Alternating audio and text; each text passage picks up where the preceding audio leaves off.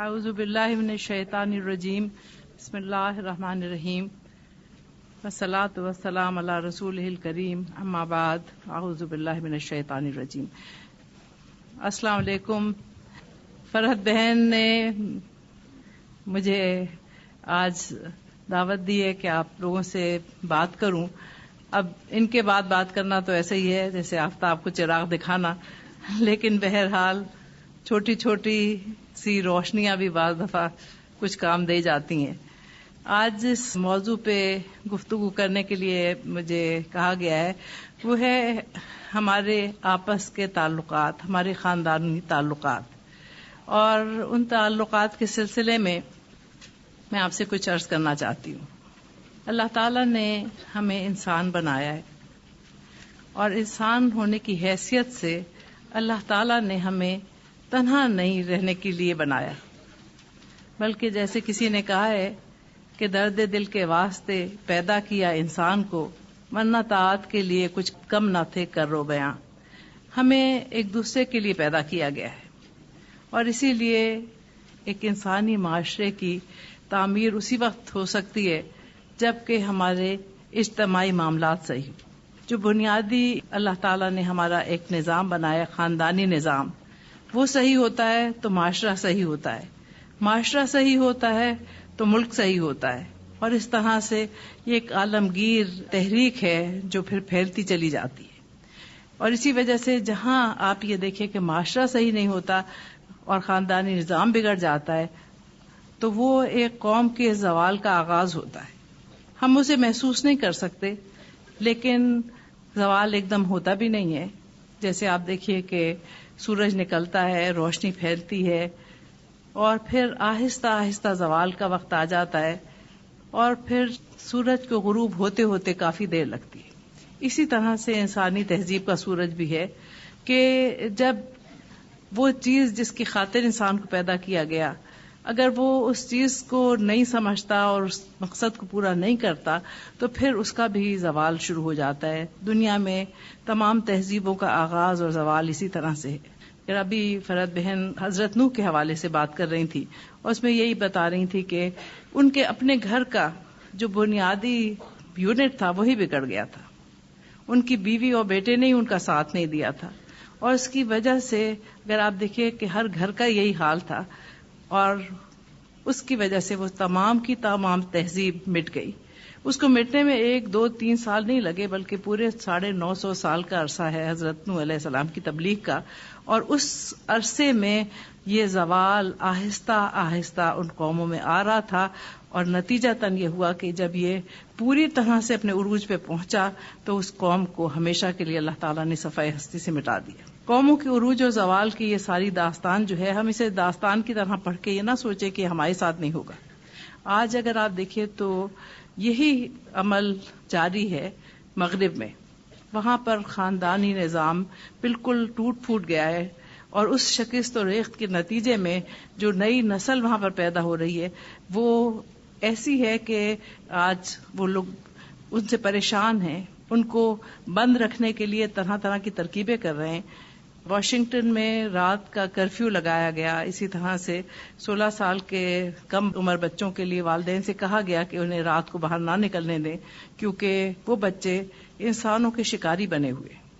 وہاں باقاعدہ گھات لگا کے انسانوں کا شکار کیا جا رہا ہے، انسانوں کو مار کے انہیں بڑی خوشی ہوتی ہے، اس وجہ سے کہ ان انسانوں سے انہیں کچھ بھی تو نہیں ملا۔ محبت ایک جذبہ ہے جس کی وجہ سے یہ انسانی تعلق قائم ہوتا ہے، وہ محبت ہی انہیں نہیں ملی۔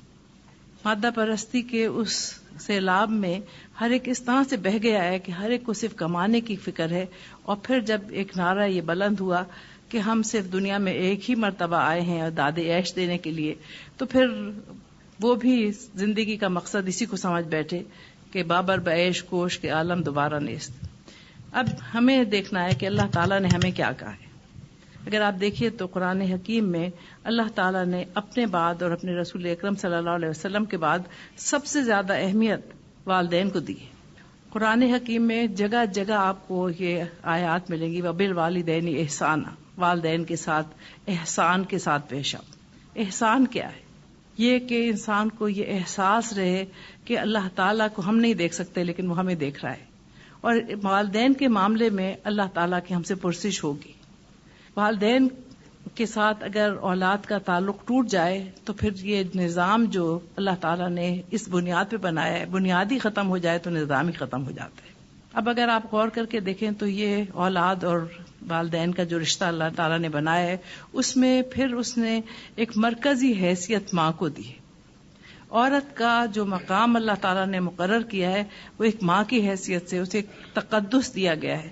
اس کے متعلق اللہ تعالیٰ نے بار بار تاکید کی ہے اور کہا ہے کہ یہ تمہیں بڑی تکلیف سے عالم وجود میں لاتی ہے اور بڑی تکلیف سہ کے تم کو پالتی ہے، اس لیے اس کی عزت کرو، اس کی قدر کرو. کیونکہ اللہ تعالیٰ کے بعد اگر انسان کا کوئی سب سے زیادہ مخلص خیر خواہ ہے تو وہ مائیں ہیں. لیکن اگر مائیں اپنا بنیادی فریضہ ہی نہ سمجھیں تو پھر مجھے بتائیے کہ انسانیت کا کیا بنے گا. اس لیے ماں کی اہمیت جو اس معاشرے میں اللہ تعالیٰ نے رکھی وہ اس لیے رکھی ہے کہ اللہ تعالیٰ چاہتا ہے کہ ہمیں انسان بنائے، ہم میں آدمیت ہو. کیونکہ اگر آدمیت نہیں ہوگی تو پھر ہم میں اور حیوانوں میں تو صرف ذرا سا ہی فرق ہے. انسان بھی تو حیوان ناطق ہے، اس میں بھی وہی حیوانی جبلتیں ہیں. کون ہے جو ان تمام حیوانی جبلتوں کو پھر انسانیت کے رخ پہ موڑتا ہے؟ کون ہے جو ایک بچے کو اٹھنا، بیٹھنا، بولنا، چلنا، پھرنا، کچھ چیزوں سے بچنا، کچھ چیزوں کو کرنا سکھاتا ہے؟ وہ ماں ہی تو ہے. لیکن اگر ماں کا وہ مقام ہی ختم کر دیا جائے اور اس کو محض ایک معاشی حیوان بنا دیا جائے کہ اس کی زندگی کا مقصد صرف کمانا ہو، تو پھر وہ بچے جو دنیا میں آ رہے ہیں ان کی پرورش کون کرے؟ آج آپ دیکھیے کہ ہم کہتے ہیں کہ جی بچے کے لیے ڈے کیئر سینٹرز ہیں، وہاں پر کوئی ان کی دیکھ بھال کر لے گا، مائیں اپنے کام پہ چلی جائیں. جب آپ اپنے بچے میں دلچسپی نہیں رکھتی، جب آپ کو اپنے بچے سے کوئی دلچسپی نہیں، آپ اس کی غصہ، ضد، رونا دھونا، اس کے کام کرنا برداشت نہیں کر سکتی، تو کسی اور کو کیا پرواہ ہے؟ وہاں بچہ کیا سیکھ سکتا ہے؟ بچے کو ایک جذباتی لگاؤ چاہیے، ایک تعلق چاہیے. یہ تو اب ایک مانی ہوئی بات ہے. تمام دنیا کے ماہرین نفسیات ہی کہتے ہیں کہ انسان کو انسانی لمس کی ضرورت ہے. ایک بچہ پیدا ہو جائے اور آپ اسے مشینوں کے ذریعے سے دودھ پلائیں، مشینوں کے ذریعے سے اس کے کپڑے بدلوائیں اور سب کام مشینی ہو، تو وہ کہتے ہیں کہ 15 دن کے بعد وہ بچہ مر جائے گا. کیونکہ اللہ تعالیٰ نے اسے انسانوں کے گھر میں پیدا کیا ہے اور انسانوں ہی کو اسے سنبھالنا بھی چاہیے. تو اس لیے یہ جو ایک اللہ تعالیٰ نے ماں کا مقام بنایا ہے، اور جو ہمارے پاس رسول اکرم صلی اللہ علیہ وسلم کی اتنی خوبصورت احادیث ہیں جو کہا گیا کہ ماں کے قدموں کے نیچے جنت ہے، لیکن ماں قدم تو اٹھائے، قدموں کے نیچے جنت کیسے؟ وہ اس کی تربیت ہے، وہ اس کی تعلیم ہے، جو کچھ وہ کرتی ہے وہی بچہ دیکھ کے سیکھتا ہے. گھروں میں اگر آپ دیکھیے تو سب سے پہلا جھوٹ کون سکھاتا ہے بچے کو؟ ہم مائیں ہیں نا. سب سے پہلے جھوٹ بولنا ہم سکھاتے ہیں. جب ہم کوئی کام نہیں کرنا چاہتے، کسی سے نہیں ملنا چاہتے، تو کہہ دیتے ہیں جاؤ کہہ دو نہیں ہے. تو یہ ہم اسے ایک معمولی سی بات سمجھتے ہیں. وہی بچہ جب ہم سے کوئی جھوٹی بات آ کے کہتا ہے تو ہم اسے ڈانٹتے گھرکتے ہیں. وہ بڑا حیران ہو جاتا ہے کہ ابھی مجھ سے خود کہا ہے کہ جھوٹ بولو اور ابھی جھوٹ بولنے پہ ڈانٹ پڑ رہی ہے، یہ کیا بات ہے؟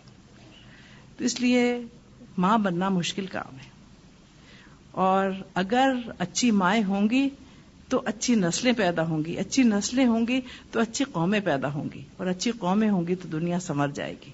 اس لیے دراصل سب سے پہلی چیز جو ہے وہ یہ ہے کہ بحیثیت خواتینوں نے ہمیں اپنا مقام سمجھنا چاہیے. اللہ تعالیٰ نے ہمیں لوگوں کی دل بستگی کا سامان بنا کے نہیں بھیجا، بلکہ ہمارے لیے جو اس نے اتنا بلند مقام رکھا ہے ماں کا، کہ وہ خود خالق ہے اور اس کے مخلوق کو دنیا میں لانے کا ذریعہ یہ ماں ہے. اس لیے اس کی اتنی عزت ہے. اللہ تعالیٰ نے اس کو اتنا بلند مقام دیا ہے، اسے کہا ہے کہ اس کے لیے ہر ایک کی دل میں عزت ہونی چاہیے، اس کا ایک مقام ہونا چاہیے. اور اس مقام کو حاصل کرنے کے لیے اللہ تعالیٰ نے ہمارے لیے سب سے پہلی چیز جو کی ہے وہ یہ ہے کہ ہمیں معاشی طور پہ اس نے خود کفیل بنا دیا ہے.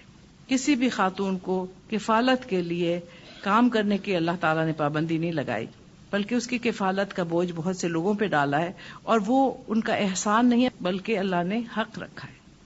اسی لیے جب آپ کی ایک گھر سے دوسرے گھر میں تبادلہ ہوتا ہے شادی کی صورت میں، تو سب سے پہلی چیز جو اللہ تعالیٰ نے ہمارے لیے بنائی ہے وہ یہ کہ اس کے ہاتھ میں مہر کی رقم ہو، تاکہ یہ دوسرے کی دست نگر نہ ہو، اس کا ہاتھ نیچے والا نہ ہو.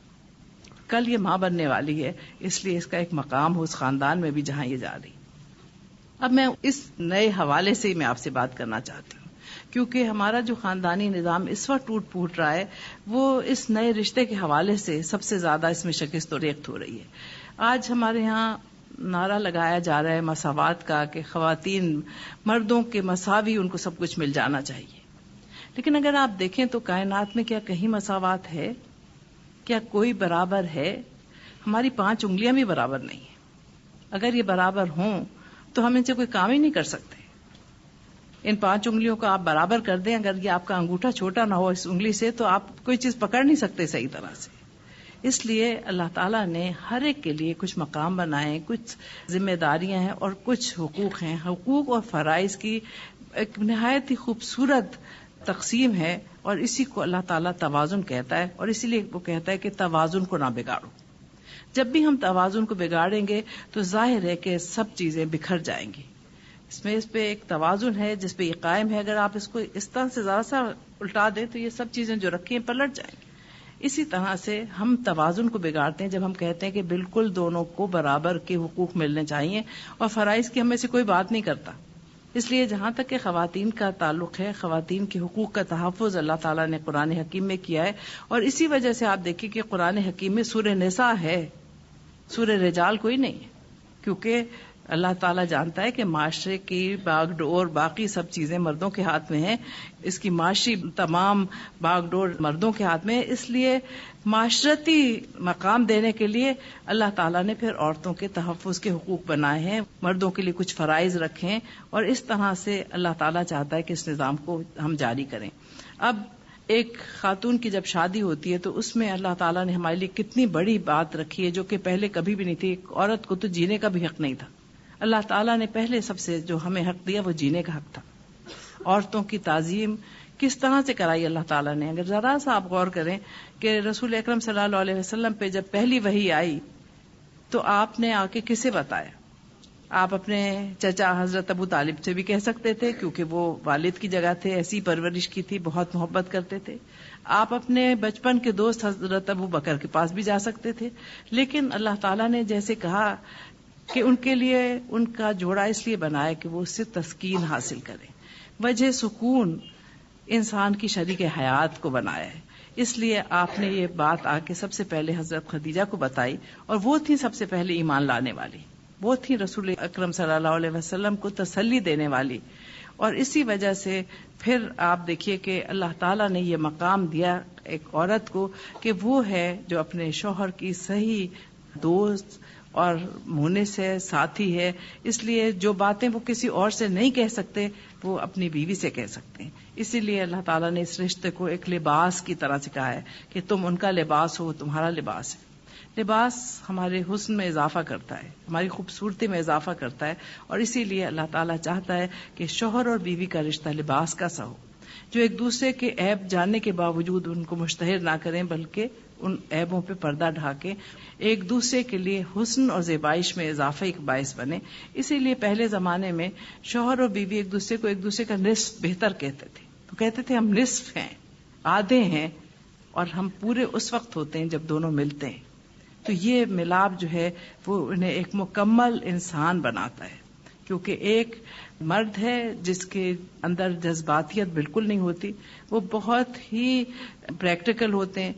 خواتین ہیں جو بہت جذباتی ہوتی ہیں اور اتنی پریکٹیکل نہیں ہوتی. ان دونوں کے ملاپ سے ایک بہت خوبصورت رشتہ وجود میں آتا ہے، اور یہ جوڑا ہے جو پھر انسان کی تخلیق کا باعث بنتا ہے.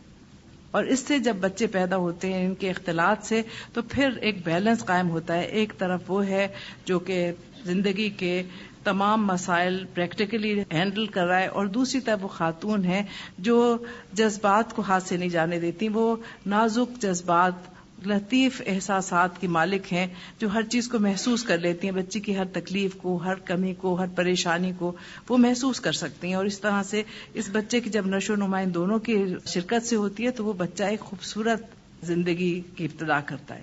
لیکن اگر اس جوڑے میں شروع ہی میں ہم آہنگی نہ ہو تو پھر آپ دیکھیے کہ کس قسم کا بچہ وجود میں آئے گا.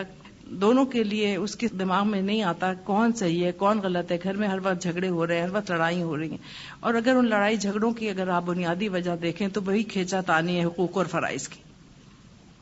اس لیے سب سے پہلے ہمیں یہ سمجھ لینا چاہیے کہ ہمارے حقوق کیا ہیں, ہمارے فرائض کیا ہیں, اور اس سلسلے میں جو فرائض ایک نئی زندگی شروع کرتے ہوئے ہمیں اللہ تعالیٰ نے سونپے ہیں وہ ہیں ہمارے سسرالی رشتوں کے فرائض. اور اسی کی بگاڑ کی وجہ سے دراصل سارے بگاڑ کی ابتدا ہو جاتی ہے. ایک ماں جب اپنے بیٹے کی شادی کرنی چاہتی ہے بڑے ارمان سے, بڑے چاؤ سے, بڑے پیار سے وہ ایک بہو لے کے آتی ہیں, اور پھر اسے لانے کے بعد پھر نہ جانے ایک عجیب رقابت کا سا رشتہ قائم ہو جاتا ہے. یہ بھی سمجھ میں نہیں آتا کہ جس کو آپ اتنے شوق سے خود ہی لے کے آئی ہیں پھر اس سے آخر یہ رقیبانہ سلوک کیسا. اس میں دونوں طرف سے ہی کچھ کھینچا تانی ہوتی ہے. بیوی چاہتی ہے کہ وہ اپنا حق جتائے, وہ چاہتی ہے کہ وہ اپنی پوری کی پوری توجہ شوہر اس کو دے, اور ماں چاہتی ہے کہ جیسی توجہ پہلے اسے دی جاتی تھی وہی توجہ بھی اس کو حاصل رہے, وہ بیوی کی طرف دیکھے بھی نہیں. اور اس طرح سے ایک عجیب سا حال ہو جاتا ہے اس شخص کا جو دو لوگوں کے درمیان کھنچ رہا ہے. اسی رشتے کو ہم خوبصورت بنا سکتے ہیں. سب سے پہلے یہ ہے کہ ہمیشہ آپ دیکھیے کہ جو بڑا ہے اسے کچھ ایثار اور قربانی کا مظاہرہ کرنا چاہیے. ایک بچی جو آپ کے گھر میں آتی ہے ایک نوخیز پودے کی طرح سے ہے. جیسے آپ اپنے باغ میں لا کے کوئی پودا لگاتے ہیں, اس کے لیے آپ وہی آب و ہوا چاہتے ہیں کہ ہو جس سے آپ اس کو لائے ہیں. اس کی دیکھ بھال اسی طرح سے ہو جیسے کہ ایک مالی ایک چھوٹے پودے کی دیکھ بھال کرتا ہے. اس کو بہت سی چیزوں میں تجربہ ہی نہیں ہے زندگی کا, وہ تجربات آپ اسے دے سکتی ہیں. آپ اس سے اسی شفقت اور محبت کا اظہار کریں جو رشتہ اللہ نے آپ کا بنایا ہے کہ اب وہ بیٹی ہے. اسی وجہ سے اللہ تعالیٰ نے ساس و سسر کو ماں باپ کا درجہ دے کے انہیں حرام کر دیا ہے. ایک عورت کی طلاق بھی ہو جائے تو بھی اس کا خسر اس کے باپ ہی کی جگہ رہے گا, وہ اس سے شادی نہیں کر سکتا. اس کا شوہر مر بھی جائے تب بھی وہ اس سے شادی نہیں کر سکتا. ساری عمر کے لیے اسے باپ بنا دیا. اس کی وجہ کیا ہے؟ اس لیے کہ وہ اس کے بچوں کا دادا بھی ہے, اور اللہ تعالیٰ چاہتا ہے کہ وہ بچے دادا اور دادی کی شفقت سے کبھی بھی محروم نہ ہوں. چاہے شوہر اور بیوی ایک دوسرے سے الگ بھی ہو جائیں لیکن انہیں ان بزرگوں کی محبت اور شفقت ملے, ان کی حفاظت ملے, وہ اس سائے دار درخت سے اس کے سائے سے فائدہ اٹھائے. اس لیے اللہ تعالیٰ نے اس کو اتنا خوبصورت رشتہ بنایا. ماں باپ ہیں, آپ جوان ہیں, وہ اب زندگی کے زوال کی طرف جا رہے ہیں, انہیں ان جوانوں کی ضرورت ہے. اس لیے ایک جوڑا ہے جو دو جوڑوں کی اب ذمہ داری سنبھال چکا ہے, وہ بھی اسی طرح سے ماں باپ ہیں. بیٹے کے لیے, مرد کے لیے اس کی بیوی کے والدین بھی والدین کا درجہ رکھتے ہیں. اگر یہ تربیت آپ اور میں اپنے بچوں کو دیں کہ اب جو تمہارے ساس سسر ہیں وہ تمہارے والدین کی طرح سے ہیں, ہماری طرح سے ہیں, ان کی عزت, ان کی تکریم, ان کے حقوق, ان کے فرائض تمہارے اوپر اسی طرح سے ہیں جیسے ہمارے ہیں, تو آپ دیکھیے کہ یہ رشتہ کتنا خوشگوار بن جائے. اسی طرح سے جب آپ اپنی بیٹی کو رخصت کرتے ہیں تو ہمارے ہاں تو رخصتی کے گیت اب ایسے ہو گئے اور ایسے ایسے گانے ہم بنا رہے ہیں کہ جیسے ہم لڑکی کو دشمنوں کے نرغے میں بھیج رہے ہیں. پہلے تو آپ دیکھیے کہ اتنے پیارے گیت ہوتے تھے جس میں یہ کہا جاتا تھا سسرال والوں کی طرف سے, خوشی سے کر دو ودا تمہاری بیٹی راج کرے گی. تو انہیں پتا ہوتا تھا کہاں جا رہی ہے, وہاں پر وہ نوکرانی بننے نہیں جا رہی, وہاں پر وہ بے عزت ہونے نہیں جا رہی, بڑے عزت کے ساتھ اس کو لے کے جا رہے ہیں. اب دونوں طرف ایک دوسرے کی بے عزتی کے گانے گائے جاتے ہیں, اور اس کی وجہ سے آپ دیکھ لیجئے کہ کیا ہو رہا ہے. اس لیے جب بچیوں کی تربیت کریں تو یہ ضرور انہیں بتائیں کہ انہیں ایک نئے رشتے میں داخل ہونا ہے, اور وہ آپ کی کامیابی اور آپ کی تربیت اس وقت نظر آئے گی جب وہ لوگ اس کی تعریف کریں, جب وہ لوگ اسے اپنائیں اور جب وہ ان کو اپنائیں. اب جب یہ چھوٹی چھوٹی سی چیزیں ہوتی ہیں جو کہ پہلے ہوا کرتی تھیں اور اب نہیں ہوتی. پہلے بچیوں کو ایک تربیت دی جاتی تھی, ایک طرح سے انہیں ذہنی طور پہ تیار کیا جاتا تھا کہ شادی سے 10-15 روز پہلے انہیں سب سے الگ کر دیا جاتا تھا تاکہ نئی زندگی میں داخل ہونے کے لیے انہیں سوچنے کا وقت ملے.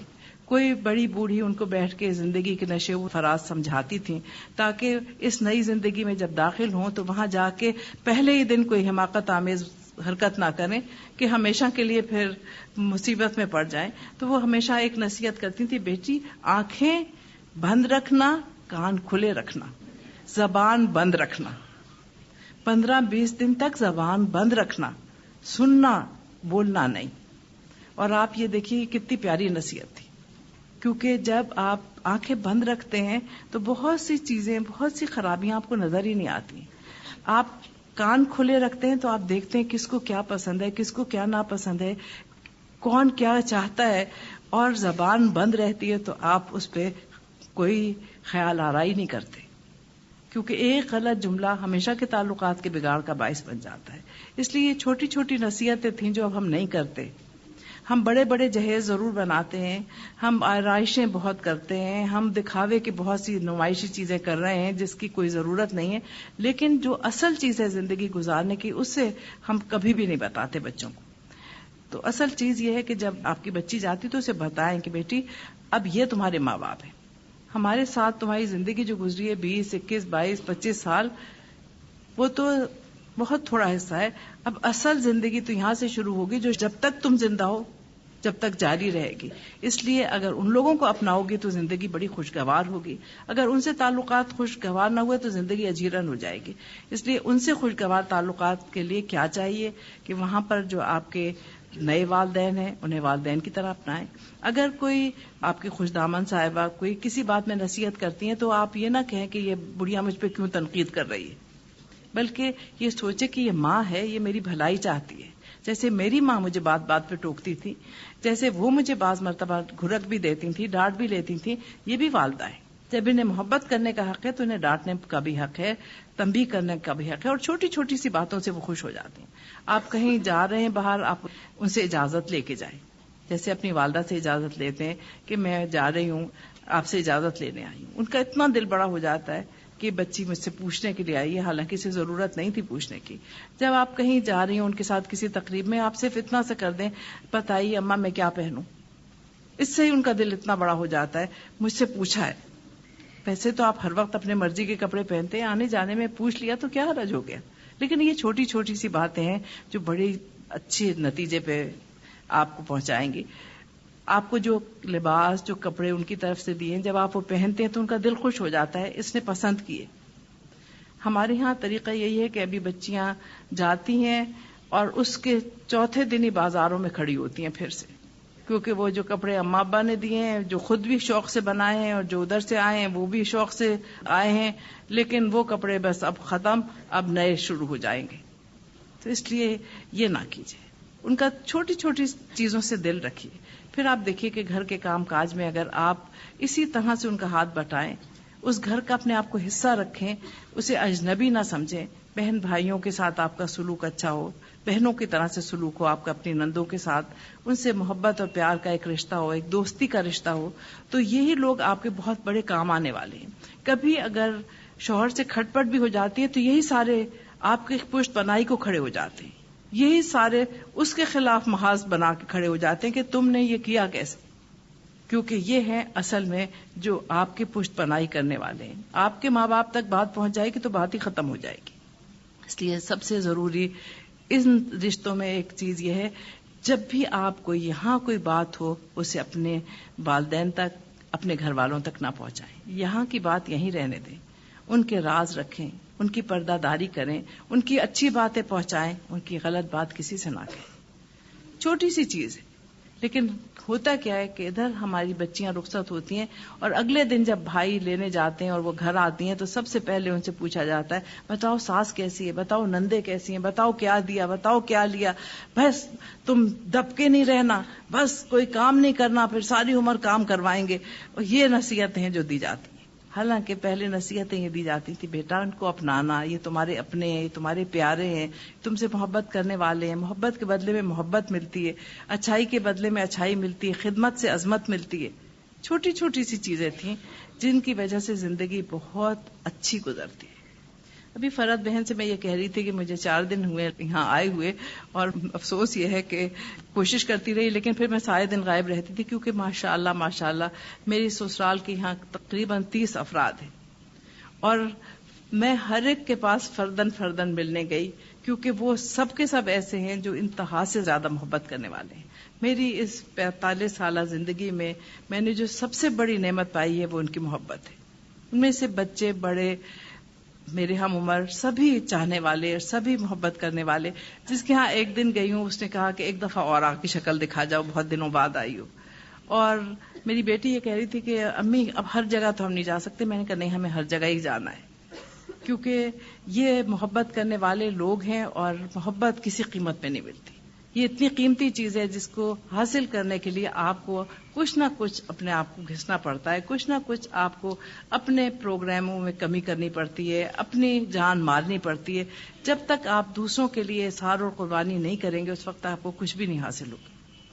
اس لیے جو یہاں پر نوجوان بچیاں ہیں ان سے میں یہی کہوں گی کہ آپ جتنا بڑوں کی خدمت کریں گی، جتنا ان کی عزت کریں گی، اتنا ہی پھر آپ کو اپنے بچوں سے عزت ملے گی، اتنا ہی آپ کو قدر ملے گی، اتنی ہی محبت ملے گی. کیونکہ محبت نہ قیمتی تحفوں سے ملتی ہے، نہ اچھے لباس سے ملتی ہے، نہ کسی اور چیز سے ملتی ہے. جن چیزوں کے پیچھے اس وقت ہم دوڑ رہے ہیں اس سے کچھ بھی نہیں ملتا. اس سے وہ سکون، وہ اطمینان، وہ خوشی، وہ راحت آپ کو نہیں مل سکتی جو راحت اور خوشی اور اطمینان اور سکون آپ کو محبت کرنے والوں سے ملتی ہے. اس لیے محبت حاصل کرنے کے لیے سب سے پہلے اللہ کے احکامات مانیں. اللہ تعالیٰ نے ان دونوں رشتوں کا ذکر کیا ہے اور اسے اپنا معجزہ قرار دیا کہ کس طرح سے دو خاندانوں کو میں ملا دیتا ہوں اور ان میں ایک محبت اور مودت کا رشتہ قائم کر دیتا ہوں، کس طرح سے دو اجنبی لوگوں کو ملا دیتا ہوں. اور یہ اللہ کا ایک معجزہ ہے کہ دو انسان جو ایک دوسرے کو نہیں جانتے پھر یکجان و دو قالب ہو جاتے ہیں. تو اس لیے اس رشتوں کو قائم کرنے کے لیے چھوٹی چھوٹی سی جو قربانیاں ہیں وہ ضرور دیجیے، اس پہ ضرور عمل کیجیے. پھر اس کے علاوہ والدین کی جو اہمیت ہے اس کو کبھی نہ بھولیے، کیونکہ ہماری تمام عبادات، ہماری تمام ریاضتیں، ہماری تمام چیزیں ضائع ہو جاتی ہیں اگر والدین ہم سے خوش نہیں ہوتے. اس لیے والدین کی خوشی کو ملحوظ رکھیے. اس سلسلے میں چاہوں گی کہ اگر کوئی بھی سوال آپ کے ذہن میں ہو تو آپ پوچھیں، کیونکہ ان رشتوں کے معاملات میں بہت سے سوالات ہیں جو بچیاں کرتی ہیں اور بہت سی چیزیں ہیں، بہت سی الجھنیں ہیں جو ان کے ذہن میں ہوتی ہیں، تو ہمیں اس کے سلسلے میں معلوم ہونا چاہیے. سب سے پہلی چیز تو یہ ہے کہ والدین کو جس چیز میں آج کل میں سمجھتی ہوں کہ مسائل ہیں وہ یہ ہے کہ ہم جب شادیاں کرتے ہیں تو اس کے لیے بھی اللہ تعالیٰ نے ہمیں کچھ ہدایات دی ہیں، اور شادی کے لیے جو ہدایت سب سے بڑی اللہ تعالیٰ نے دی ہے کہ اس میں والدین کی رضامندی اور بچوں کی رضامندی دونوں شامل ہونی چاہیے. جو بچیاں شادی شدہ نہیں ہیں ان کو اس بات کا بڑا احترام ہونا چاہیے کہ جو والدین ان کے لیے سوچتے ہیں اس سے بہتر آپ کبھی بھی نہیں سوچ سکتے. ہم عام طور پہ یہ سمجھتے ہیں کہ ہمارے فیصلے بہت اچھے ہیں، لیکن جب بھی انسان اپنے والدین کے مشورے کے بغیر کوئی فیصلہ کرتا ہے عام طور پہ بعد میں اسے پچھتانا پڑتا ہے، کیونکہ اس نے صرف ایک ہی نظریے سے چیز دیکھی ہے. اس زندگی کے متعلق وہ تجربات جو آپ کے والدین کو ہیں وہ آپ کو حاصل ہی نہیں ہے. اس لیے انسان بعض مرتبہ محض ظاہری چیزیں دیکھ کے ان سے متاثر ہو کے ایک فیصلہ کر لیتا ہے اور وہ سمجھتا ہے کہ والدین اس کے راستے میں حائل ہو رہے ہیں اور ان سے وہ بغاوت کرنے لگتا ہے. لیکن ایک چیز یاد رکھیے کہ جس رشتے میں والدین شریک نہ ہوں وہ رشتہ کبھی کامیاب نہیں ہوتا، کیونکہ آپ کی کامیابی میں سب سے زیادہ آپ کے والدین کا ہاتھ ہوتا ہے. دوسری چیز یہ ہے کہ جب ایک خاتون اگر ان کے شوہر کی وفات ہو جائے یا اگر ان کو طلاق ہو جائے تو پھر اللہ تعالیٰ نے انہیں اجازت دی ہے کہ بغیر والدین سے پوچھے بھی وہ شادی کر سکتی ہیں. والدین کے لیے بھی اللہ تعالیٰ نے ایک ہدایت رکھی ہے کہ وہ ان سے رضامندی لے لے. رسول اکرم صلی اللہ علیہ وسلم نے کہا ہے کہ اگر کہیں فیصلہ کر لیا جائے تو کم سے کم انہیں دکھا دیا جائے، تاکہ بعض مرتبہ کوئی معمولی سی چیز ہوتی ہے جس کی وجہ سے ایک دوسرے کو ناپسند کرتے ہیں. اس لیے رشتے کرتے ہوئے یہ چیز دیکھنی چاہیے. ہم جب رشتے کرتے ہیں تو سب سے پہلی چیز جو ہم دیکھتے ہیں وہ یہ کہ لڑکا کیا کرتا ہے، کیا کماتا ہے، اس کے پاس کار ہے یا نہیں ہے، اس کے پاس گھر ہے یا نہیں ہے، اس کے پاس کتنا بینک بیلنس ہے. لیکن اللہ تعالیٰ نے ان کو کوئی معیار نہیں بنایا. اللہ تعالیٰ نے کہا ہے کہ تقویٰ سب سے بڑا معیار ہے. جس سے بھی آپ رشتہ اپنی بچی کا کر رہے ہیں اس کو ضرور دیکھیے کہ کیا وہ اللہ تعالیٰ کے حق ادا کرنے والا انسان ہے، کیونکہ جو اللہ کے حق ادا کرتا ہے وہ بندوں کے حق کبھی بھی نہیں ضائع کرتا. ان رشتوں میں جو معیار اللہ تعالیٰ نے سورہ نور میں دیا ہے اس کو ضرور ملحوظ خاطر رکھنا چاہیے. اور بعض دفعہ لوگ کہتے ہیں کہ جی ہاں لڑکا ہے ذرا شوقین مزاج لیکن سب درست ہو جاتے ہیں. یہ میں آپ کو بتا دوں کوئی درست نہیں ہوتا. ان کو درست ہوتے ہوتے انسان خود ہی بعض دفعہ پٹڑی سے اتر جاتا ہے۔ اس لیے یہ چیز ضرور والدین کو دیکھنی چاہیے کہ جہاں آپ اپنی بچی کو ہمیشہ کے لیے بھیج رہے ہیں وہ لوگ کیسے ہیں، کیا ان کا رہنا سہنا، ان کا اٹھنا بیٹھنا، ان کے عقائد، ان کے مزاج آپ کے مطابق ہیں، کیونکہ یہ چیزیں ہیں جو کہ اس رشتے کو استوار کرنے میں بہت زیادہ اہم ہیں۔ اسی طرح سے جب آپ اپنے بیٹے کے لیے لڑکی دیکھنے جاتے ہیں تو سب سے پہلی چیز یہ ہے کہ جی شکل اچھی ہونی چاہیے، شکل اچھی ہونی چاہیے۔ شکل تو آپ دیکھیے اللہ تعالیٰ نے بنائی ہے، شکل پہ کسی کے اعتراض کرنا تو دراصل بہت بڑی جسارت ہے، لیکن ایک چیز ہے جو ہم خود بناتے ہیں اور وہ ہے ہمارا اخلاق، وہ ہے ہمارا مزاج، کس طرح سے ہم انسانوں کے ساتھ سلوک کرتے ہیں۔ کیونکہ یہ شکل جو اچھی ہوتی ہے یہ تو 4 دن سب تعریفیں کرتے ہیں کہ بڑی خوبصورت دلہن ہے، لیکن جو آپ کا اخلاق اچھا ہوتا ہے وہ ہمیشہ کے لیے آپ کے لیے کام آتا ہے۔ اس لیے بچوں کی شادی کرتے وقت یہ ضرور دیکھیے کہ جس بچی سے آپ شادی کر رہے ہیں اس کا اخلاق کس قسم کا ہے۔ اس کا اخلاق پرکھنے کے لیے ایک بہت بڑا معیار آپ کے پاس ہو سکتا ہے، اس کی والدہ کا اخلاق اپنے سسرال والوں کے ساتھ کیسا ہے، ان کا اپنے سسرال والوں سے برتاؤ کیسا ہے، وہ کیسے ان کے ساتھ سلوک کر رہی ہیں۔ اگر انہوں نے اچھا سلوک کیا ہے تو اچھی تربیت بیٹی کو خود بخود مل گئی ہے، کہ اسے خود ہی معلوم ہے کہ ان لوگوں کے ساتھ کیسے رہنا چاہیے۔ اپنے دادا دادی چچا پھپھی کو دیکھ کے، ان کے ساتھ اپنے والدین کا سلوک دیکھ کے انہیں خود ہی اندازہ ہو جاتا ہے۔ اس لیے یہ ضرور دیکھنا چاہیے کہ جس کو آپ لا رہی ہیں اس کا اخلاق کیسا ہے، وہ بچی کیسی ہے، اس کے گھر والوں کا مزاج کیسا ہے، ان کے گھر میں ہم آہنگی ہے یا نہیں ہے۔ کیونکہ جب بھی کسی ایسے فیملی سے آپ بچی لائیں گے، اگر ڈسٹربڈ خاندان سے لاتی ہیں تو پھر آپ کو خود بہت زیادہ اس بچی کے ساتھ محبت کا اظہار کرنا پڑے گا، اس کو بہت زیادہ اپنانا پڑے گا، کیونکہ وہ پہلے ہی الجھے ہوئے خاندان سے آئی ہے۔ یہ ساری چیزیں ان رشتوں کو استوار کرنے میں بہت ضروری ہیں۔ میرے پاس ایک سوال آیا ہے، میں ذرا دیکھ لوں اس کو۔ کسی نے ایک سوال پوچھا ہے، اس وقت کیا کریں جب مائیں بہت زیادہ بیٹی کی شادی شدہ زندگی میں دخل اندازی کریں اور ان کو کس طرح سے سمجھائیں؟ دیکھیے، سب سے پہلی بات تو یہ ہے کہ اپنی والدہ سے بہت پیار سے، کیونکہ وہ آپ کی ہمدردی میں یہ سب کچھ کر رہی ہیں، یہ نہیں ہے کہ وہ خدا نخواستہ چاہتی ہیں کہ آپ کی یہ زندگی جو ہے اس میں کوئی دخل بدل معقولات کریں، بلکہ وہ آپ کی محبت میں بعض مرتبہ ایسا کرتی ہیں۔ ان کو ایک چیز سمجھائیے، کہیے کہ میں بہت اطمینان سے ہوں، خوش ہوں، جب بھی آپ سے مشورے کی ضرورت ہوگی ضرور آپ سے ہی مشورہ لوں گی، کیونکہ آپ ہی کا تجربہ مجھ سے بہت زیادہ ہے، لیکن فی الحال ایسا کوئی مسئلہ نہیں ہے۔ جب آپ ان کے سامنے مسائل پیش نہیں کریں گی تو انشاءاللہ وہ دخل اندازی بھی نہیں کریں گی۔ دخل اندازی اس وقت ہوتی ہے جب ہم اپنے چھوٹے چھوٹے مسئلے ان کے پاس لے کے جاتے ہیں، وہ مسئلے جو مسائل ہوتے ہی نہیں ہیں۔ میرا آپ سے ایک مشورہ یہ ہے کہ جہاں تک کہ آپ کے خانگی حالات ہیں، ان معاملات کو اگر آپ اپنی والدہ کے پاس لے جائیں گے تو سوائے الجھنوں کے کچھ نہیں ہوگا۔ ان سے اس چیزوں میں بالکل انہیں انوالو نہ کریں، کیونکہ وہ اگر خدا نخواستہ آپ کسی کو نہیں پسند کرتے ہیں یا کوئی ایسی اونچ نیچ کی بات ہو گئی ہے، وہ بات ان کے دل میں ایک گرہ کی طرح پڑ جاتی ہے۔ آپ کا تو شاید معاملہ ان لوگوں سے ٹھیک ہو جائے، لیکن ان کے دل میں ایک گرہ ضرور پڑ جائے گی، وہ ہمیشہ اسے اسی نظر میں دیکھیں گی۔ اس لیے یاد رکھیے کہ اگر آپ اپنے سسرال کی عزت کرائیں گی تو پھر آپ کو بھی وہاں پر عزت ملے گی، آپ کے شوہر کے دل میں بھی آپ کی عزت ہوگی۔ ایک چیز بہت ضروری ہے اس سلسلے میں، بہت چھوٹی سی بات ہے، وہ یہ ہے کہ جب آپ کسی کی تعریف کرتی ہیں اور وہ تعریف اس تک پہنچتی ہے تو وہ شخص چاہے آپ کو ناپسند بھی کرے مجبور ہو جاتا ہے، چپ ہو جاتا ہے، اس کی زبان خود بخود بند ہو جاتی، کیونکہ وہ کہتا ہے کہ یہ شخص تو میری اتنی تعریف کر رہا ہے، اب اگر میں اس معیار پہ پورا نہ اترا یا اتری یہ تو پھر بڑی بری بات ہے۔ اس لیے ہمیشہ آپ دیکھیے کہ ہر شخص اس کے متعلق اگر آپ کا مثبت رویہ ہوگا اسے مجبوراً مثبت رویہ اختیار کرنا پڑے گا۔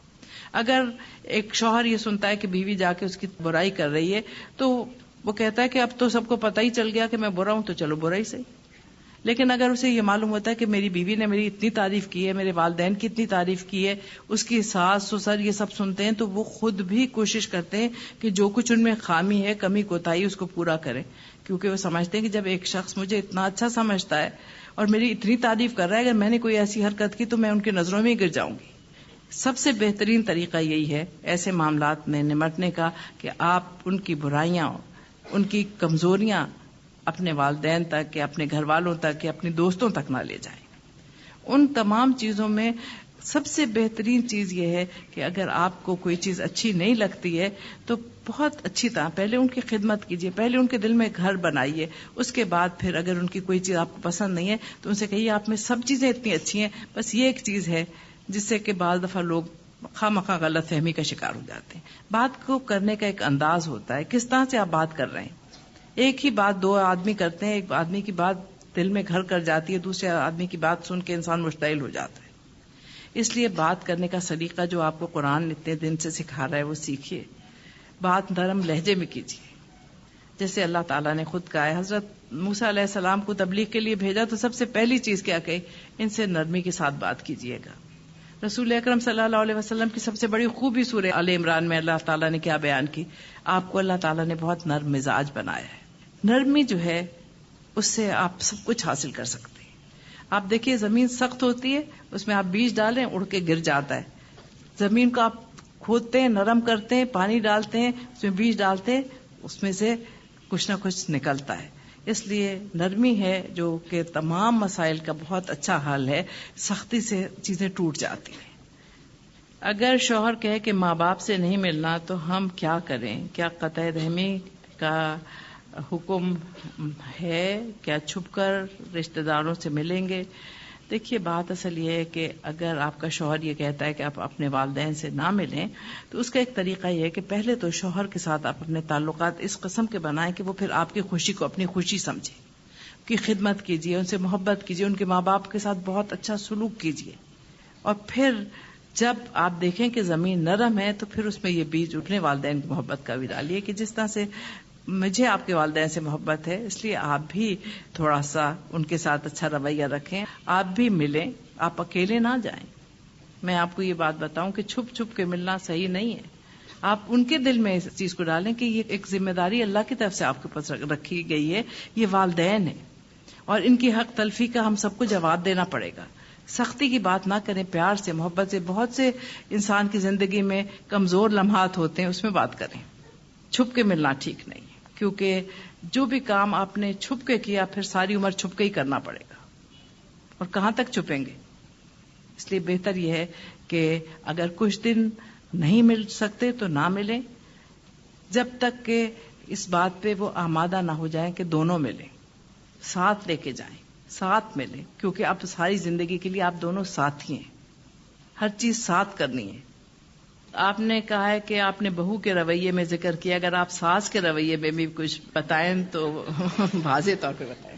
جی اتفاق سے میں بہو بھی ہوں اور ساس بھی ہوں، میرے 2 بیٹوں کی شادی ہوئی بھی ہے، اور میں آپ کو یہ بتاؤں کہ ساس ہونے کی حیثیت سے جو سب سے پہلی چیز ہے وہ یہ ہے کہ جس بچی کو آپ لائے ہیں آپ اسے ہمیشہ یہ سمجھیے کہ آپ کی جیسے بیٹی ہے، جس طرح سے آپ اس سے محبت اور شفقت کرتے ہیں، جس طرح سے آپ اس کی ناز برداری کرتے ہیں، اسی طرح سے اگر آپ اس بچی کی کریں گے تو یہ آپ کی بیٹی بن جائے گی، کیونکہ آپ کی بیٹی جو ہے وہ تو کسی اور کی بیٹی بنے گی تھوڑے دنوں کے بعد، یہ آپ کی بیٹی ہے، یہ ہمیشہ آپ کے ساتھ رہے گی۔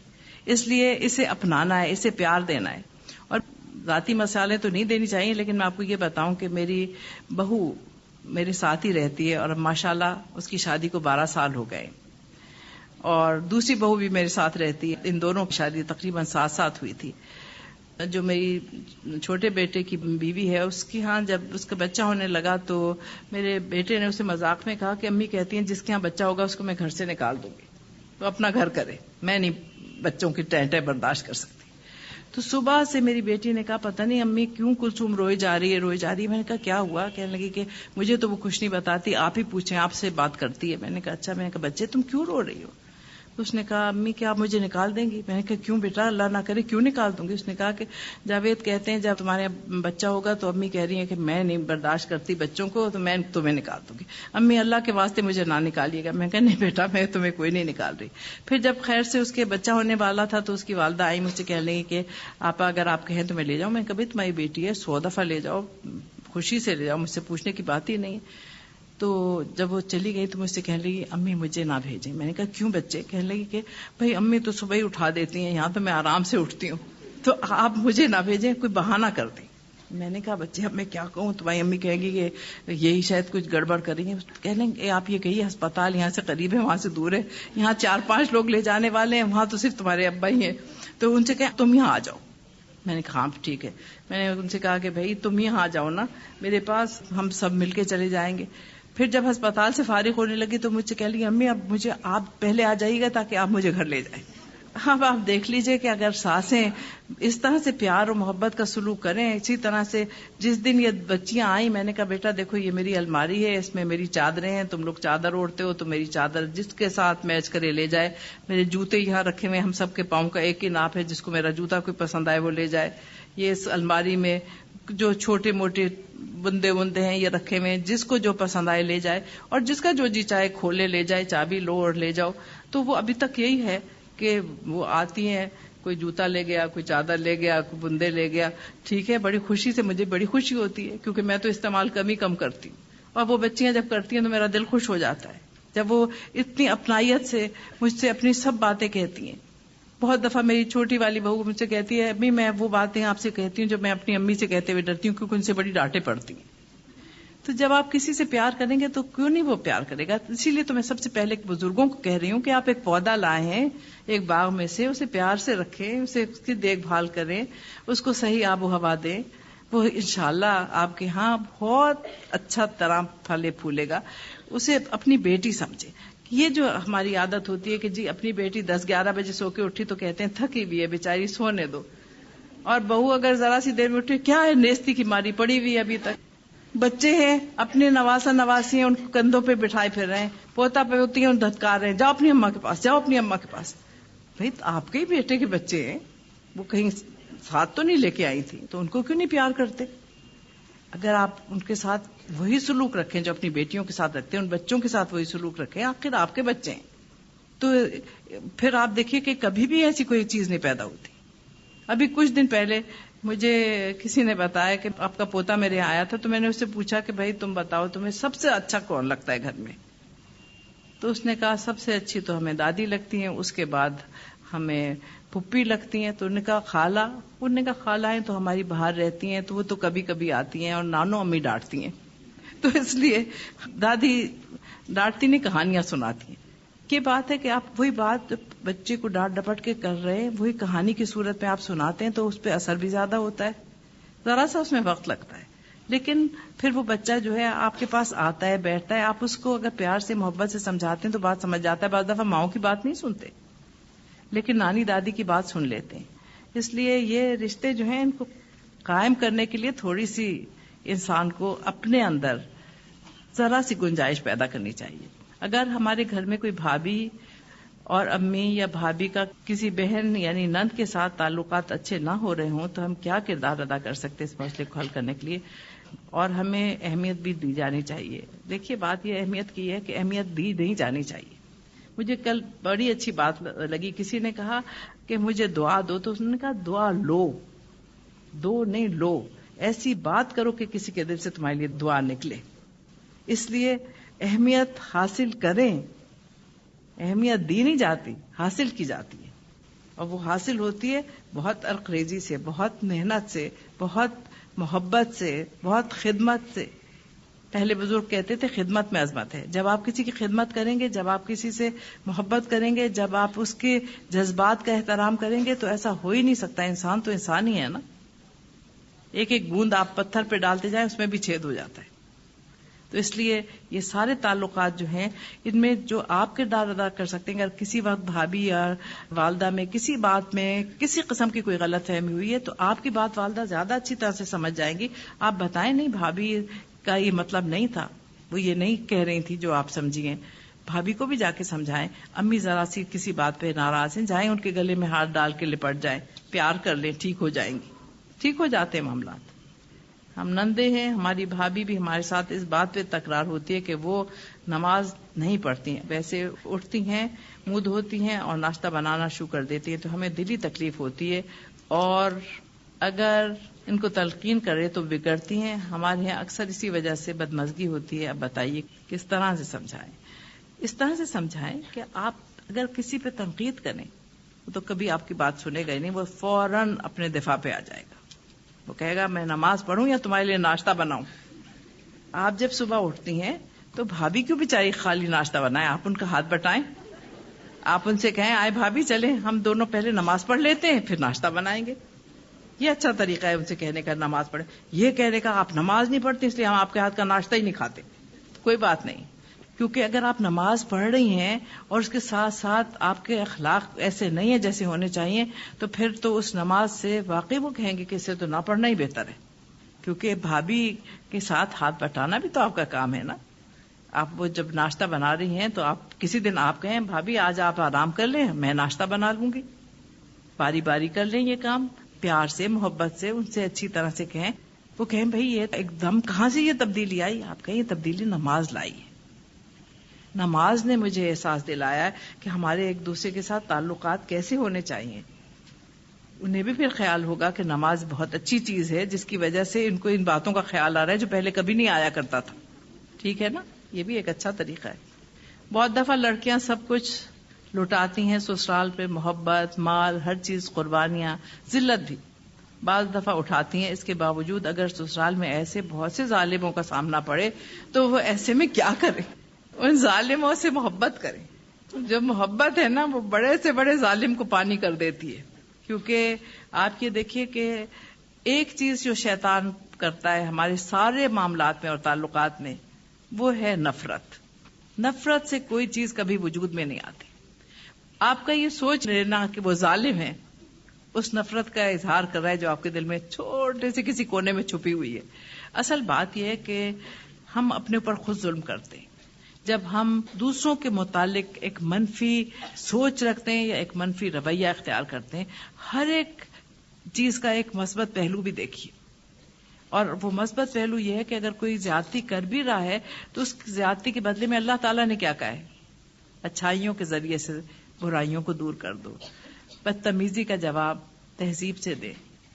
ایک خاموشی ہے جو بہت سے مسائل کا حل ہے. کوئی تلخ اور ترش بات کہتا ہے، اندر سے شیطان تھپکی دیتا ہے اس سے بڑھ کے منہ توڑ جواب دو، بول ہی نہ سکے آگے. لیکن آپ خاموشی اختیار کرتے ہیں. وہ انتظار میں ہوتے ہیں کہ اب جواب آئے گا تو ان کے دل میں ایک جواب پہلے سے تیار ہوتا ہے، وہ وہیں کا وہیں رہ جاتا ہے جب آپ چپ ہو جاتے. پھر وہ کوئی ایسی بات کہتی ہیں تاکہ آپ کو اکسائیں، پھر آپ خاموش رہتی ہیں. پھر وہ کچھ کہتی ہیں، پھر آپ خاموش رہتی ہیں. آخر وہ ہار جاتی ہیں. اور کچھ دیر کے بعد جب انہیں احساس ہوتا ہے کہ انہوں نے کیا کیا کچھ کہا ہے اور آپ نے کچھ بھی نہیں کہا اور آپ نے اپنے رویے میں بھی کوئی تبدیلی نہیں آنے دی، تو پھر خود ہی آ کے معافی مانگتی ہے. اس لیے ظالم جو ہے اس کو آپ اس کی مدد کریں، اسے ظالم نہ بننے دیں، اسے اچھا بنائیں. اور اسے اچھا بنانے کا طریقہ یہ نہیں ہے کہ آپ ظالم کے ساتھ ظلم کریں، بلکہ اس کا اچھا بنانے کا طریقہ یہ ہے کہ اسے پیار سے محبت سے جیت لیں. جیتنا جو ہے اس میں آپ دیکھیے کوئی بھی مہم جیتنی ہو، کوئی لڑائی سر کرنی ہو تو کیا ہوتا ہے کہ اس میں محنت مشقت کرنی پڑتی ہے. اس کے ہتھیار اور ہیں اور اس کے ہتھیار اور ہیں. وہاں آپ کو گولے بارود سے کام لینا پڑتا ہے، یہاں گولا بارود جو ہے محبت ہے، اس سے سبھی ٹھیک ہو جاتے. کر کے دیکھیں. شوہر یہ چاہتا ہے کہ اس کے گھر والوں سے اس کی بیوی اچھا سلوک کرے، لیکن شوہر بیوی کے گھر والوں کی عزت نہیں کرتا. ایسا کیوں ہے؟ اس کی وجہ یہ ہے کہ اس کی تربیت ہی بیچارے کی صحیح نہیں ہے. اور میں کیا کروں؟ اگر وہ اپنے ماں باپ کی عزت کرتا تو آپ کے والدین کی عزت بھی ضرور لازمن کرتا. اور آپ یہ دیکھیے کہ جب بھی پہلے رخصت کیا کرتے تھے تو ہمیشہ کہا کرتے تھے جو بیٹی دیتا تھا اسے فوراً اس کے جو سبنی ہوتے تھے ایک تسلی کا لفظ یہی کہتے تھے، آپ نے بیٹی دی، ہم نے آپ کو اپنا بیٹا دیا. یہ آپ کا بیٹا ہے.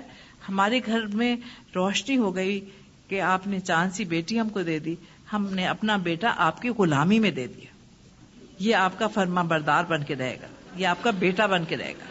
اتنی سی بات ہوتی تھی جس سے اتنا بڑا دل ہو جاتا تھا لڑکی کے والدین کا.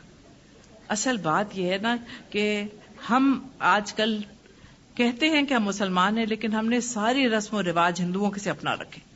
ہم عورت کو کوئی ایک نہایت گھٹیا چیز سمجھتے ہیں اور اسی وجہ سے جس کی بیٹی ہوتی ہے اس کو بھی اس کی توہین اور تذلیل کو ہم اپنے لیے ایک لازمی چیز سمجھتے ہیں. لیکن آپ دیکھیے اگر آپ چاہتے ہیں کہ آپ کی بہو آپ سے محبت کرے تو پھر اس کے گھر والوں کی عزت کریں. اگر شوہر یہ چاہتا ہے کہ آپ اس کے والدین کی عزت کریں تو اسے چاہیے کہ وہ آپ کے والدین کی عزت کرے. اور یہ چیز جو ہے یہ مائیں ہی سمجھا سکتی ہے، یہ آپ نہیں اسے نصیحت کر سکتے. آپ نے کہا کہ والدین جو کرتے ہیں وہ ہمیشہ ٹھیک ہوتا ہے. مسئلہ یہ ہے کہ جبکہ ہم یہ کورس کر رہے ہیں اور کچھ اللہ کے فضل سے صحیح غلط کے بارے میں ایک معیار بن گیا. اگر ہم سمجھے کہ دین کے اعتبار سے وہ گھر ٹھیک نہیں ہے جو والدین سجیسٹ کر رہے ہیں، تو کیا پھر بھی ہم مانیں یا پھر منع کر دیں؟ میں آپ کو ایک چیز بتاؤں، سبھی گھر صحیح ہو سکتے ہیں. صحیح گھر میں آپ چلی گئیں تو پھر کون سا کمال ہو گیا؟ یہ جو تربیت آپ نے حاصل کی ہے، اس سے تو گھروں کو صحیح کرنے کے لیے آپ کو دی جا رہی ہے نا. فرد بہن اتنا اپنا وقت دے رہی ہیں، اپنی جان کھپا رہی ہیں آپ کے ساتھ، کس لیے؟ تاکہ آپ گھروں کو صحیح کریں. اگر آپ بنے بنائے گھر میں جا کے بیٹھ جائیں تو پھر کیا فائدہ؟ بنائیں اس کو اپنے مطابق، پیار سے، محبت سے، اچھی طرح سے. میں آپ کو بتاؤں، مجھ سے ایک بچی نے قرآن مجید پڑھا اور اس کی جو ساس تھی وہ بھی آیا کرتی تھی میرے پاس، تو وہ لوگ سمجھے کہ یہ بھی بہت دیندار خاتون ہے، انہوں نے بغیر پوچھے دیکھے ہاں کر لی. جب اس بچی کی شادی ہوئی تو کچھ دوسرے روز وہ اپنی والدین کے پاس جانے کی بجائے میرے پاس آئی اور اس نے کہا کہ آپ نے مجھے ایک بات کہی تھی کہ تمہیں کبھی بھی کوئی مسئلہ ہو تو اپنی والدین کو تنگ نہ کرنا، میرے پاس آ جانا. اب مسئلہ یہ ہے کہ میرے شوہر کو تو کلمہ بھی نہیں آتا، اور سسرال میری یہ ہے کہ جب میں وہاں گئی اور میں نے کہا کہ میں نماز پڑھنا چاہتی ہوں تو انہوں نے کہا تم پاگل ہو، کہیں دلہنیں بھی نماز پڑھتی ہیں. اور پھر انہوں نے کہا کہ جب میں نے نماز کی نیت باندھی تو گھڑی گھڑی میری نند آگے سے گزر رہی تھی تاکہ میری نماز میں خلل ہو. اب میں کیا کروں؟ میں نے کہا بھائی ابھی تو بات شروع ہوئی ہے، ابھی تو امتحان کا وقت آ گیا ہے، اب تم وہ کرو جو تم نے سیکھا ہے، تم ان کے دل میں گھر کرو، تم ان کو کوئی تنقید نہ کرو، کچھ برا نہ کہو، پیار سے محبت سے ان کے کام کرو، ان کی ہر اچھی چیز کی تعریف کرو، ہر بری چیز کو نظر انداز کر دو. کچھ دنوں میں تم دیکھنا کہ انشاءاللہ یہ سب بدل جائیں گے. اور آپ یقین کیجئے صرف 4 مہینے کے بعد پھر سے میرا اس سے ملنے کا اتفاق ہوا. تو میں گئی ہوئی تھی وہیں جہاں وہ رہ رہی تھی، تو اس نے کہا کہ آپ میرے پاس آئیے، کھانا کھائیے. میں نے کہا بھائی آج تو تمہارا شوہر گھر پہ ہوگا. اس نے کہا نہیں، جمعے کو اس کو آدھی چھٹی ہوتی ہے تو وہ مسجد میں پھر قرآن پڑھنے چلا جاتا ہے. اور اس دفعہ اس نے زندگی میں پوری مرتبہ پورے روزے رکھے اور 5 وقت نماز پڑھ رہا ہے. اور پھر آپ کو میں ایک اور چیز بتاؤں کہ جب امریکہ میرا جانے کا اتفاق ہوا تو یہ لوگ امریکہ چلے گئے تھے، یہ اس کی شادی کی کوئی 20 سال بعد کا ذکر ہے. وہاں مجھے لوگوں نے کہا کہ ایک جوڑا یہاں آیا ہے اور وہ اتنے اچھے لوگ ہیں، انہوں نے پڑوسیوں سے اتنا اچھا سلوک کیا اور اتنے اچھے ہیں کہ 6 خاندانوں نے ان کے ہاتھ پہ اسلام قبول کیا ہے. میں نے پوچھا کہ ان کا نام کیا ہے؟ اس بچی کا نام نگہت تو نہیں؟ اس نے کہا نگہت ہے. میں نے کہا ہاں، بس اس سے مجھے یہی امید تھی. تو آپ دیکھیے کیا نہیں کر سکتا انسان. اس لیے ہمت ہارنے کی ضرورت نہیں. آپ جہاں والدین کر رہے ہیں یہ ضرور دیکھیں کہ ایسے بھی نامعقول لوگوں میں نہ دھکیل دیں، لیکن یہ کہ اگر نہیں کرتے کچھ تو پھر آپ کروا سکتی ہیں، بدل سکتے ہیں لوگ. دین کی طرف آنے والی خواتین کی بہت عام مشکل یہ ہے کہ اللہ کے فضل سے ہم اس راہ پہ آ گئے ہیں، جبکہ آج کے مرد، ہمارے شوہر دنیاوی دوڑ دھوپ میں اتنے مشغول ہیں کہ راہ حق پہ ہمارے ساتھ ہی نہیں ہیں. ہماری دلچسپیاں اور معیار بدل چکے ہیں. ایسے میں کیا کریں؟ آپ دیکھیے کہ اصل بات یہ ہے کہ واقعی ایک بہت بڑا مسئلہ یہ ہے کہ ہمارے مرد جو ہیں، کیونکہ ان کی تربیت ہی اس طرح سے نہیں کی گئی، انہیں ایک معاشی حیوان کی طرح سے اٹھایا گیا ہے، تو وہ معاشی حیوان ہی بنے ہوئے ہیں. لیکن آپ انہیں انسان بنائیں. کس طرح سے؟ بہت آسان ترکیب ہے. کبھی جب آپ دیکھیں کہ آپ کو اپنا سبق یاد کرنا ہو تو آپ انہیں بڑے پیار سے کہیں کہ ذرا یہ کھول دیں، ذرا سا میں پڑھ رہی ہوں، ذرا سا سن لیں. میں کل جاؤں گی تو ڈانٹ پڑ جائے گی کہ مجھے یاد نہیں ہوگا، آپ ذرا سن لیں میرا سبق. اور جب سبق سنائے گی تو ان کے کانوں میں بھی تو آواز جائے گی نا.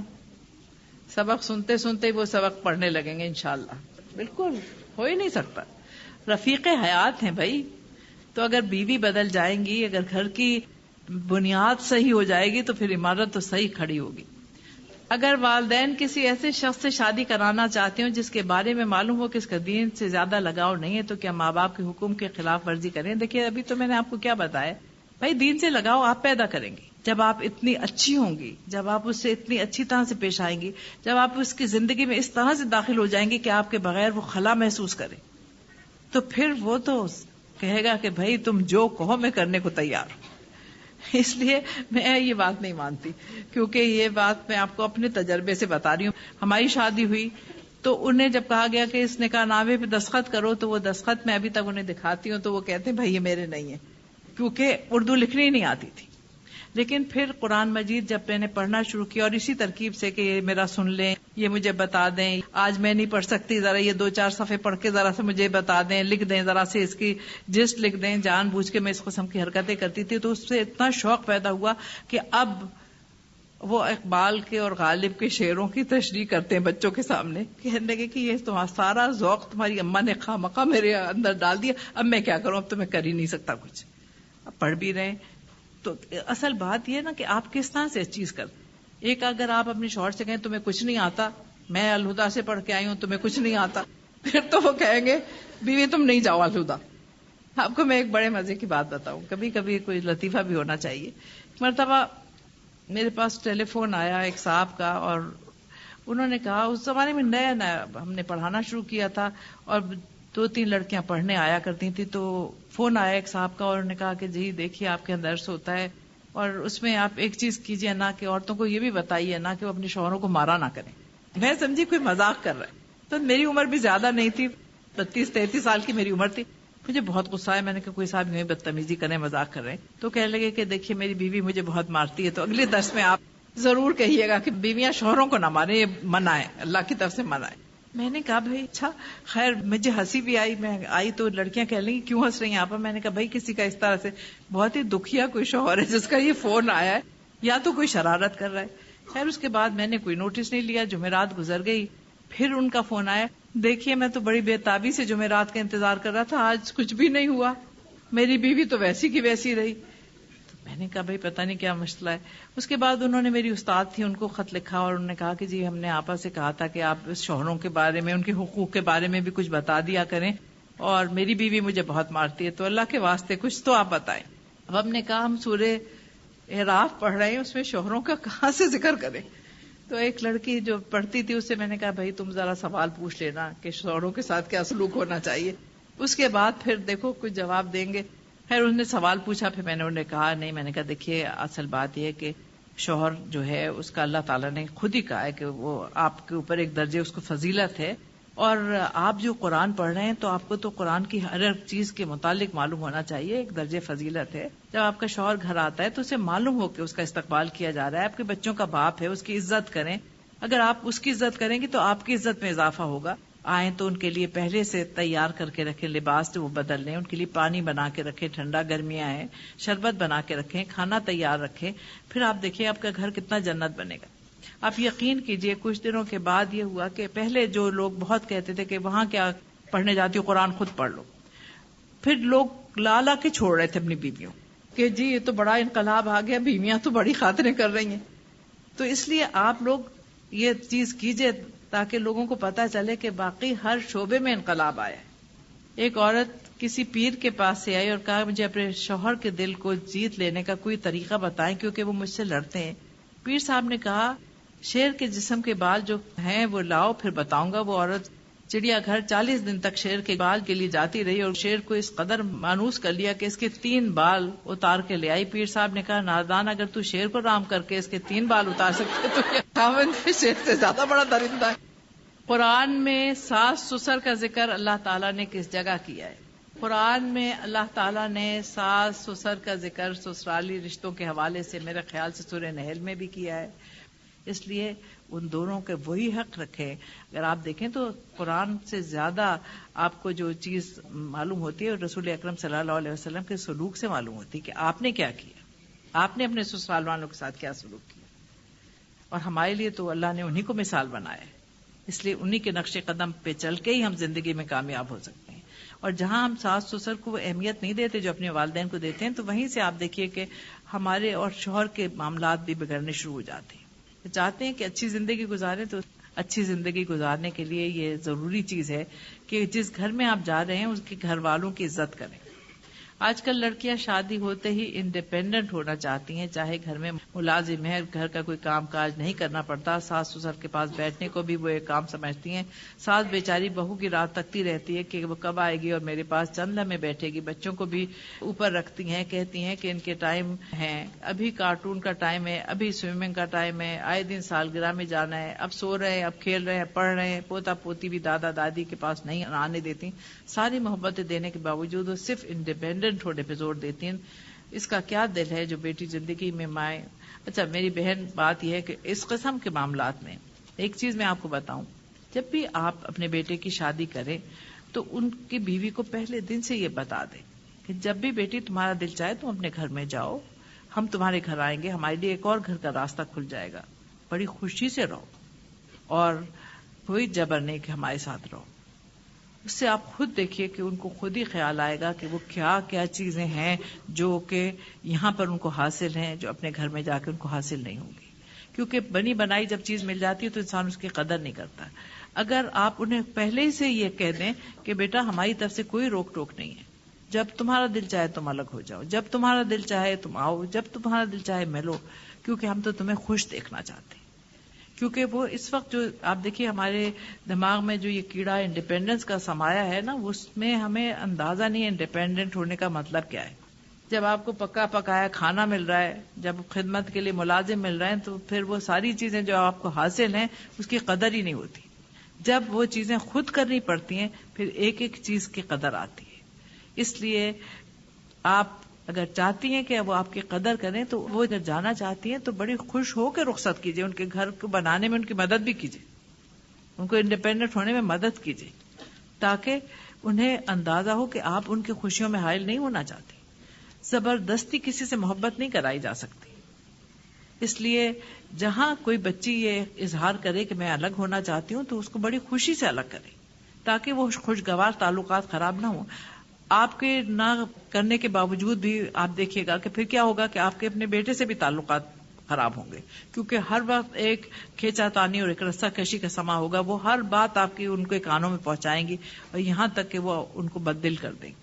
اس سے بہتر یہ ہے خوش اسلوبی سے، پیار سے، محبت سے، جانا چاہتی ہیں جائیں، آپ کا کیا بگڑے گا؟ کچھ نہیں. کیونکہ انہیں تو اندازہ ہی نہیں کہ وہ جب اپنے بچوں کو یہاں چھوڑ کے جاتی ہیں آپ کے پاس کہیں، تو انہیں یہ فکر نہیں ہوتا کہ بچوں کا کیا ہو رہا ہے. جب انہیں اپنے گھر میں جا کے رہنا پڑے گا تو پھر جو پابندیاں ان کے اوپر عائد ہوں گی، ابھی وہ سمجھتی ہیں آپ کے پاس رہنے میں پابندیاں ہیں، وہ پابندیاں جو اپنے گھر میں رہنے پر عائد ہوں گی نا، پھر ان کو پتا چلے گا کہ وہ کیا چھوڑ کے آئیں گے. پھر کچھ ہی دن کے بعد وہ آپ سے کہنا شروع کریں گی کہ واپس آؤں. آپ کہیں نہیں بچے رہو، آرام کرو. اب آپ کا بہت وقت میں نے لیا. اللہ تعالیٰ آپ سب کو جزائے خیر دے، اور اللہ تعالیٰ ہم سب کو اچھے انسان بننے کی توفیق دے.